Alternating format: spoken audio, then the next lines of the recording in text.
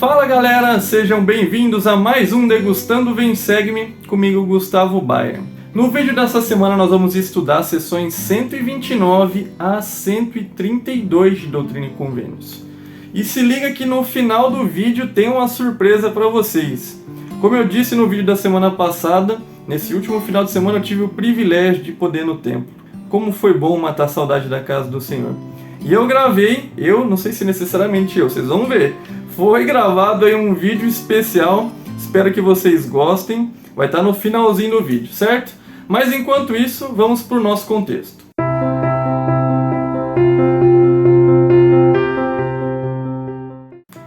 A sessão 129 de Doutrina e Convênios foi revelada no dia 9 de fevereiro de 1843 em Nauvoo, Illinois. Nessa sessão, o profeta Joseph lhe dá instruções de como que nós podemos distinguir a natureza de anjos ministradores e de espíritos ministradores. Joseph já tinha ensinado a doutrina dessa sessão em junho de 1839, mas como Parley P. Pratt e outros líderes eles tinham recém-retornado de uma missão na Inglaterra e não tinham ainda aprendido sobre essa respectiva doutrina, Joseph lhe ensinou novamente para Parley P. Pratt e o que ele repassou consta aí nessa sessão 129. Já as sessões 130 e 131, elas são um compilado de ensinamentos do profeta Joseph enquanto ele estava em Ramos, provavelmente se pronuncia Ramos, Illinois, não sei exatamente. Talvez vocês tenham reparado algumas diferenças entre essas duas sessões e as outras que a gente já está acostumado a estudar em Doutrina e Convênios. É porque essa sessão, ela contém anotações de William Clayton, que servia como secretário do profeta enquanto ele estava nessa visita em Ramos. E nessas duas sessões nós podemos aprender sobre diversos temas. É ensinado sobre a segunda vinda, sobre a natureza divina do Pai Celestial, sobre o reino celestial, é falado também sobre o casamento eterno. Então são sessões que tem esse compilado de doutrinas e que nos ajuda a enriquecer muito o conhecimento. O que eu fiquei impressionado é como que Joseph ele ensina isso de uma maneira clara. Até Brigham Young citou isso, tá no manual, que como que Joseph tinha essa habilidade de ensinar o Evangelho, ensinar essas doutrinas tão profundas de uma maneira clara. Já a sessão 132 de Doutrina e Convênios foi revelada no dia 12 de julho de 1843 em Nauvoo, Illinois. Dentre os muitos temas importantes tratados nessa sessão, creio que os dois mais importantes para a gente destacar nesse primeiro momento são os temas do casamento celestial, do casamento eterno, ou seja, o casamento feito dentro do templo, e também é tratado nessa sessão o tema do casamento plural. A gente sabe que esse mandamento do casamento plural já não está mais em vigor desde a declaração oficial número 1 da igreja, ou seja, desde 1890. Foi um mandamento que foi vivido na igreja durante um curto período de tempo. Ao nós estudarmos as Escrituras, nós podemos ver que em algumas ocasiões o Pai Celestial ele autorizou esse tipo de casamento. A gente viu que profetas como Abraão, como Moisés, como Jacó, viveram esse mandamento. E como nós sabemos, estamos vivendo na dispensação da plenitude dos tempos. E esse mandamento foi sim vivido durante um período de tempo nessa dispensação. Um outro ponto importante para a gente destacar também é que o casamento entre um homem e uma mulher é o padrão estabelecido pelo Senhor. Isso foi desde Adão e Eva. Mas, como eu disse há pouco, em algumas ocasiões o Senhor determinou que assim fosse feito, tal como aconteceu nessa época aqui da restauração. No vídeo de hoje eu não vou entrar em tantos detalhes sobre esse mandamento, mas por ser um mandamento de Deus, nós sabemos que sim, tem uma natureza sagrada.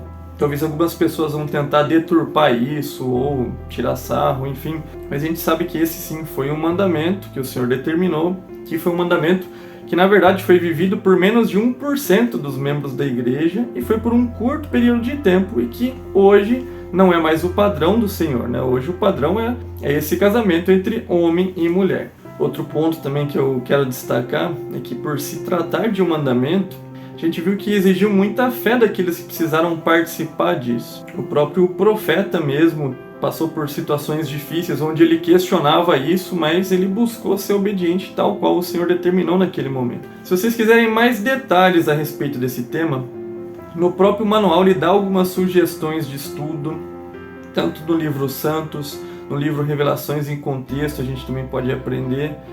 Nós temos diversas fontes onde é mais detalhado a respeito desse mandamento.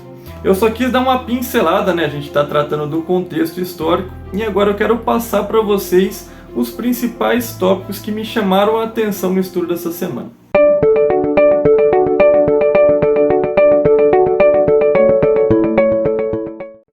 O primeiro tópico de estudo que me fez refletir no estudo dessa semana se encontra ali na seção 129. Na verdade, nessa seção 129, ela trata ali de como que a gente pode distinguir a influência de um anjo, de um espírito mensageiro, ou até mesmo quando o inimigo ele quer se fazer por um anjo para nos enganar. Como para muitos de nós, essa situação de vermos um mensageiro celeste talvez não vá acontecer ou não aconteça com uma certa frequência, eu queria destacar com vocês maneiras de como que a gente pode diferenciar a influência divina na nossa vida com a influência do inimigo. Por muitas vezes, sim, o inimigo ele se mascara de bons sentimentos, de boas razões, ou como nós podemos aprender até mesmo no templo, o inimigo ele utiliza de meias verdades para buscar nos enganar. Dificilmente o inimigo vai chegar e vai nos incentivar a fazer uma coisa muito ruim de cara, mas algumas vezes ele vai mascarando, ele vai utilizando meias verdades, ou algumas vezes ele vai tentando até nos flexibilizar, né? Fazendo com que aquilo que parecia ser errado antes não apareça agora. E conforme ele vai fazendo isso, pode sim nos levar a erro. Alguns exemplos típicos disso são quando a gente teve um dia muito difícil no trabalho. A gente teve aquele dia super difícil, a gente está exausto, está cansado, não vê a hora de deitar. Mas a gente sabe que naquele momento a gente precisa fazer o vem segue, precisa estudar as escrituras. E aí o inimigo vem na nossa cabeça e fala: nossa, hoje você teve um dia muito difícil, você está super cansado, por que você não deixa para amanhã? Faz amanhã o vem segue-me. Ou a gente teve aquela semana super atarefada e ele fala: ó, fique em casa só esse domingo, no próximo domingo você vai para a igreja. Hoje você está muito cansado, melhor você descansar, você sabe que hoje é dia do Senhor, dia de descansar, então aproveita, descansa, no outro domingo você vai. Algumas dessas influências também podem vir como: nossa, aquela pessoa nunca vai aceitar o evangelho, olha como é que ela é diferente, ela não vai querer aceitar o evangelho.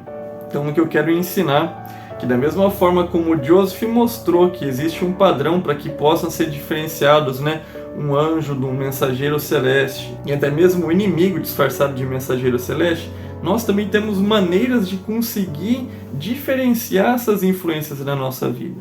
Creio que existem algumas perguntas que a gente pode fazer mentalmente para conseguir diferenciar essas influências. Uma dessas perguntas seria: se o profeta estivesse do meu lado, eu tomaria essa decisão? Ou se o profeta estivesse do meu lado, qual decisão eu tomaria nesse momento? Mas uma pergunta que, se a gente fizer, a gente nunca vai errar é: o que o Salvador faria se ele estivesse no meu lugar? Como eu disse, talvez nós não vamos ter tantas oportunidades de vermos mensageiros celestes em nossa vida. Mas para tentar transformar esse conteúdo para situações mais do nosso dia a dia, eu quis compartilhar isso com vocês. Que possamos tomar cuidado com essas armadilhas do inimigo. Ele é muito astuto, ele nos conhece muito bem, conhece nossos pontos fracos e ele muitas vezes vai utilizar dessas meias verdades para nos enganar. Que possamos ser obedientes, possamos ser constantes e nos perguntarmos o que o Senhor faria nessa situação.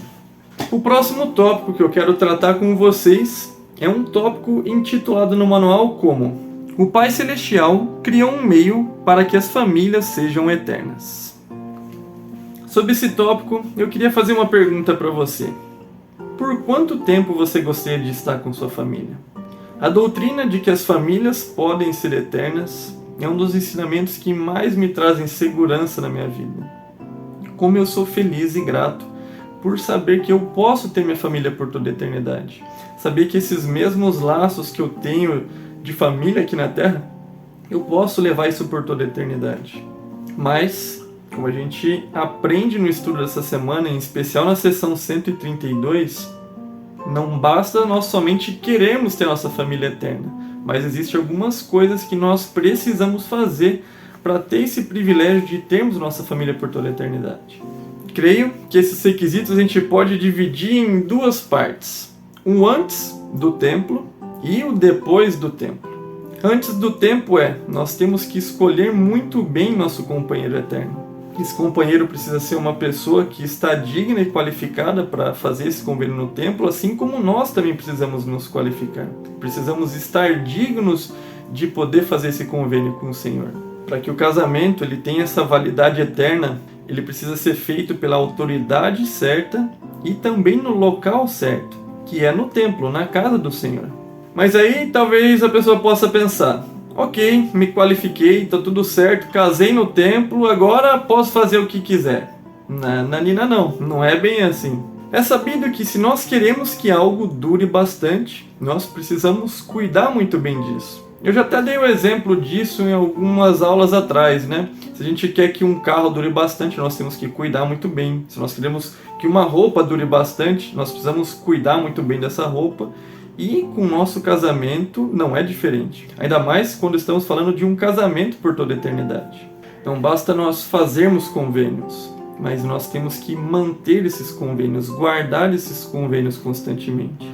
Dentro disso, eu quero destacar com vocês um versículo, que é o versículo 21 dessa sessão 132. Vou ler agora aqui para vocês. Em verdade vos digo, a não ser que guardeis minha lei, não obtereis esta glória. Então, não basta estarmos selados, nós temos que cuidar da nossa esposa, precisamos cuidar do nosso cônjuge, cuidar da nossa família, nutrir eles tal como o Pai Celestial espera. E precisamos guardar os convênios feitos no templo, guardar os convênios que nós prometemos que faríamos aqui na terra. Irmãos, por meio do profeta Joseph Smith, a autoridade para que o casamento e para que as famílias possam ser eternas, ela foi restaurada. É um grande privilégio que nós temos. Como é bom saber que nós podemos ter nossa família por toda a eternidade. Mas isso também é uma grande responsabilidade. Não podemos tratar o nosso casamento ou nossa família como qualquer coisa. Precisamos tratar ela como uma joia sagrada, como uma joia mais sagrada que nós temos em nossas mãos. Como eu disse há pouco, se nós queremos que algo dure, precisamos cuidar muito bem. E se nós queremos que algo dure por toda a eternidade, isso requer um cuidado ainda maior. Que possamos então valorizar nossa família. Que possamos ponderar que pontos podemos melhorar. Que pontos precisamos nos arrepender. Que pontos precisamos nos reconciliar com o Senhor.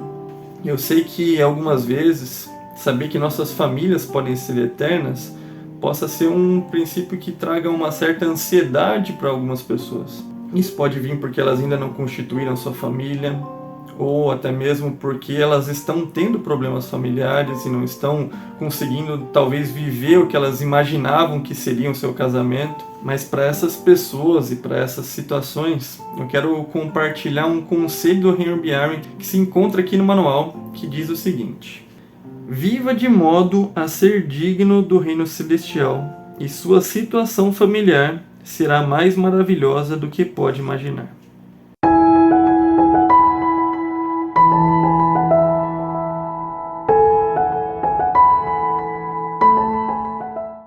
A pergunta que eu quero deixar, para que vocês possam refletir no estudo da semana, é o seguinte: como o princípio de que as famílias podem ser eternas afeta minha maneira de encarar meus relacionamentos familiares? Certo, irmãos? Esse foi o estudo dessa semana. Espero que possa te ajudar de alguma maneira no seu estudo pessoal. Se você gostou desse vídeo, deixe seu joinha, isso ajuda bastante aqui o canal. Se você ainda não é inscrito aqui no canal, clique aqui embaixo e se inscreva. Todas as terças a gente tem um vídeo sobre estudo do Vem Segue-me e todos os sábados a gente tem o curta e compartilha. Antes de encerrar, também quero pedir para que você deixe aqui nos comentários o que você aprendeu no estudo dessa semana, o que você gostou de estudar a Doutrina e Convênios essa semana. Eu amo ler os comentários de vocês. Certo, gente? Então nos vemos no próximo vídeo. Até mais. Opa! Eu já estava terminando e esquecendo. Antes de terminar, fiquem agora com uma cena especial que foi gravada lá em Curitiba. Quem será que gravou essa cena? Não sei. Vamos ver então quem que deixou a mensagem para vocês lá de Curitiba.